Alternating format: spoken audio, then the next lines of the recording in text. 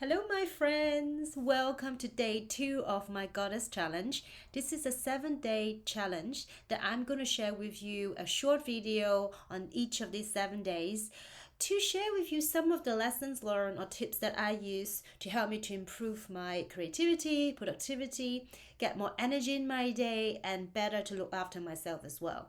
So on day 1, I talk about movement, where a simple 10 minutes morning yoga practice or gentle stretch, or if you like, maybe low impact cardio, can really supercharge your energy starting from the morning. And I started it because I had an injury, but I found even 10 minutes a day makes such a difference, and it becomes such an important morning routine for me that it really helped me to clear my head and keep me grounded and so forth. So this is one of my favorite practice. So on day 2, I want to share with you something a little bit different, which is still obviously it's aligned with the whole concept of this challenge, which is about sharing with you what can really help you to improve your day, your well-being, your energy, and all that stuff that all the women would like to have. So today I want to talk about planning your month. That may sound a bit overwhelming, but the concept behind it is about following your own ebb and flow in terms of your energy. So I don't know whether you notice this, but there are days in your month that you may feel particularly tired. You want to just curl up in a ball and read a book and watch movies and not particularly outgoing. And then some days in a month that you really feel like socializing, go out there and do things. And this is what I call the ebb and flow of a woman's feminine cycle. And obviously, some people talk about it related to your menstrual cycle. And I started to pay more attention to all this when I was actually pregnant, where I wasn't menstruating, but I followed the moon cycle, which to the same effect that also give me the same sort of the rhythm of the ebb and flow. So I find that it is so important to be productive and yet enjoying the time where I don't want to push myself when I'm supposed to rest and recharge.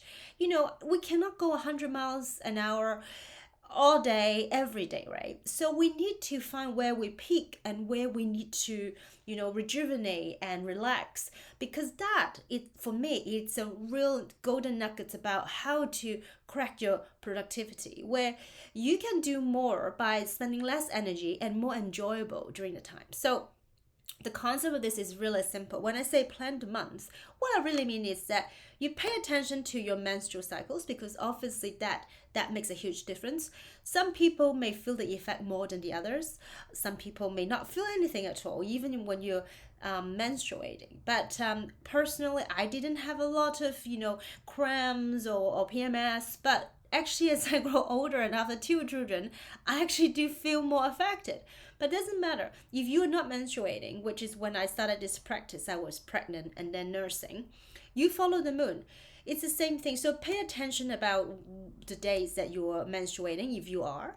And if you are not, then follow the moon. So what is really useful is that you should look up, for example, in my planner, there's such a page, but you can also find a free download from my website for all the full moon and new moon during the year in 2021. So for instance, I'm doing this plan your month today because tomorrow we're going to start May, right? So it's going to be good for you to practice this. It doesn't take long. All you need to know is to figure out your menstrual cycle if you have been taking notes. If not, then follow the moon cycle. So for instance, May, the new moon will begin on 12th of May. And what happened is that when it's new moon, it's really the time for us to slow down, take some rest, set new intention, recharge, maybe plant some new seed, initiate new projects, and so forth. So it's a time to really kind of go back in a little bit more. And I would say keep it light and easy during the new moon. And if you have an idea but it's not very solid yet and you're not very confident about it, then don't tell anybody. Just kind of nurture it. Brew it for a bit. So I find new moon is a great time to sort of think about something you want to achieve or dream of, and it's a sort of starting it. And it's a really great time for maybe taking long baths where you can think about what you want to do or enjoy to do in the coming month, or meditate more, kind of just stay in sort of thing. Looking after yourself, self-care practice that week I'm going to share with you. This will be perfect for the new moon. So the new moon obviously start with a couple of days, as it depends where you are in the world. But when I say the 12th is the new moon, I'm talking about the Australian time. So the 11th of May is a dark moon, which is the day before. So sort of the 11th and 12th, you probably feel like you want to, stay at home, relax a bit more, that's what you want to do. That's what your body wants to do. So, pay attention to that. So if you got something you want to launch or something you need to, go create a party, organize something big, maybe those two are not the best days. That's what I'm saying. Pay attention to sort of ebb and flow. And then obviously after new moon there'll be waxing, which is like, we started to generate more action. So you have plan of, I don't know, write your first book. Then obviously you may have some action that you want to follow, like, create an outline or find a new editor or something like that. What I mean is that waxing is a time where you start to take action. The energy is rising and expanding. So it's really a great time for planning and taking action. It's perfect for generating momentum, because after waxing we'll get into full moon, which is, that's the energy when it's the fullest and highest, which I talked about on the previous video, that I was launching the planners sort of on the full moon period, because that's when the energy is the highest, where you want to connect with people, you want to socialize, you want to burst it out, and it feel very energized. And I don't know, for me, the older I'm getting, the more I really sense this energy with the moon, whether menstruating or not. Really, for me, it's less of a difference. It's actually with the moon I become way more sensitive. I don't know about you. Actually, write me a note if you feel the same. The older we get, or the more inward turning we are, when we're more attuned to our own cycle, then we know that's the time we want to, go out there and do big things and loud things, right? Throw a party, go and meet up with friends, have fun, or, launch something, do Facebook Live. But then again, after the full moon, we're going to go Waning, which is a completion, which is about finishing up things. So let's say you launch a project, then it's time to, say you launch a project like I did, is now to fulfill the orders, or, look at what I can improve. And, it's kind of going to complete and going to finishing the cycle.